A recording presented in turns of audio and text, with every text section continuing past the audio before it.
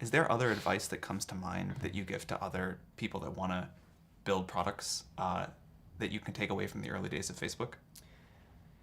Yeah, I always think that you should start with the problem that you're trying to solve in the world and not start with deciding that you want to build a company, right? I mean, the best Yeah. companies that get built are things that are trying to drive some kind of social change, even if it's just local in one place.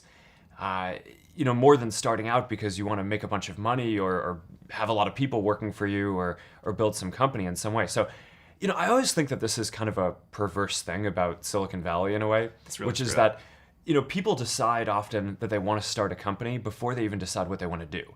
And that just feels really backwards to me. And, for anyone who's had the experience of actually building a company, you know that you go through some really hard things along the way. And I think part of what gets you through that is believing in what you're doing and knowing that what you're doing is really delivering a lot of value for people.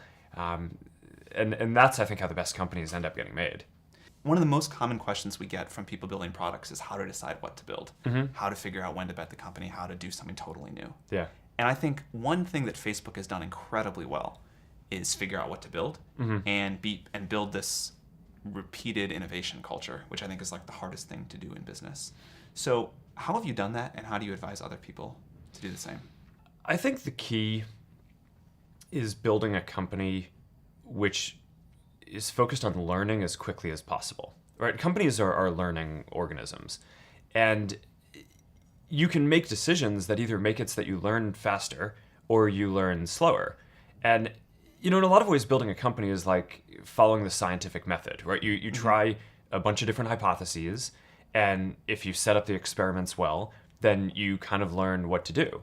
And I think that's an important philosophy. So there are all these different decisions that we make inside the company, everything down to really empowering individual engineers. We invest in this huge testing framework. At any given point in time, there's not just one version of Facebook running in the world, right? There's probably tens of thousands of versions running because engineers here have the power to try out an idea and ship it to maybe 10,000 people or 100,000 people, and then they get a readout on how that version of what they did, whether it was a change to show better content in newsfeed or UI change or some new feature, they get a readout on how that version performed compared to the baseline version of Facebook that we have on everything that we care about, how connected people are, how much people are sharing and how much they say that they're finding meaningful content, business metrics like how much revenue we make and engagement of the overall community.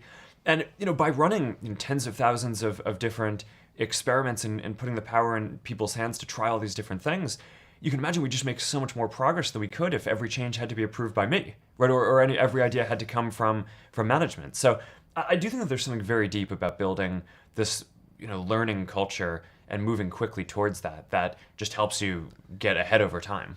Another thing that I think Facebook has done exceptionally well is hiring. And I always tell founders that this is the thing you have to get good at.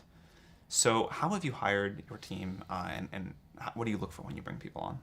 If you think about it, I started the company when I was 19, right? So I can't institutionally believe that experience is that important, right? Or else I would have a hard time reconciling, myself, right, and the company. So we invest in people who we think are just really talented, even if they haven't done that thing before.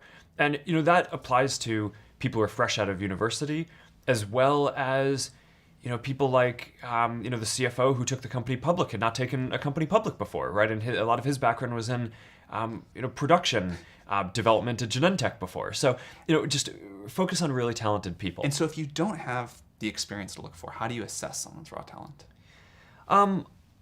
Well, often you can tell from different things that they've done, right? So it's not that obviously everyone's done something, right? I mean, even if you're 19, right, you've done side projects and interesting stuff, and I think what's important is not to believe that someone has to have specifically done the job that they're going to do in order to be able to do it well.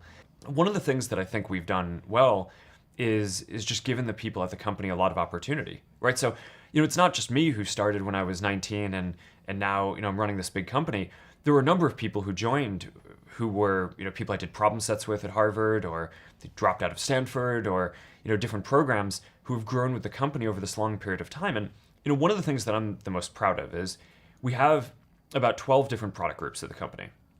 And all of the people who are running them, with the exception of one, did not join the company running a product group or reporting to me. That's amazing. And the one exception is David Marcus, who was the CEO of a $50 billion public company. So, so I'm pretty happy that he's on board, and having him run a product group, I think, is a pretty big coup too. But literally, none of them started off reporting to me. They all started off in different roles. Some were engineers, some were data analysts, some were product managers, and they've all grown. But I think what happens is, people see that you create opportunities for people, and that also, I think, keeps the best people engaged and makes the best people want to come work at your company because they feel like, oh, I'm going to get those kind of opportunities too. Cool. Yeah. What are you most excited about over the next 20 years? What do you think will be the major transformations? How will Facebook transform? How do you think the rest of the world will transform? So we have this 10-year roadmap. Yeah, that's great. 3 of the big changes that we want to see in the world. And we're focused on 3 things. Connectivity, right? So getting everyone in the world on the internet. Right now, more than half the world is not on the internet, which is, I think a lot of people in Silicon Valley probably take this for granted, right? The internet, because it just is not uniformly available. And if we want to solve a lot of the big challenges of the world today, they're not problems that any one group of people or even one country can solve, right? They really involve coming together and giving everyone an opportunity to participate in solving them. So I think connecting everyone is really a key thing, which is going to be great for people around the world. The next one is AI. I think that's just going to unlock so much potential in so many different domains. And we use it at Facebook for a lot of different things, for showing people content that they're going to find more meaningful, for making sure that you connect with the people you actually care about on the service. But in a lot of ways, the work that we're doing on AI to push the fundamental, state-of-the-art forward is exactly the same stuff that's going into systems that diagnose diseases better, right? Or find better drugs to treat people, or that other companies are using when they build self-driving cars. And these are things that are going to save lives, right? I mean, if you can, I heard this story recently that at this conference where someone has built a machine learning application where you can take a picture of a lesion on someone's skin, and it can detect instantly whether it's skin cancer with the accuracy of the best dermatologists and doctors in the world. So, who doesn't want that, right? I mean, now, you're going to be able to put the power in your doctor's hand to become the best doctor in the world at that thing. Everyone will be the best doctor in the world. And that's a really fundamental thing, right? That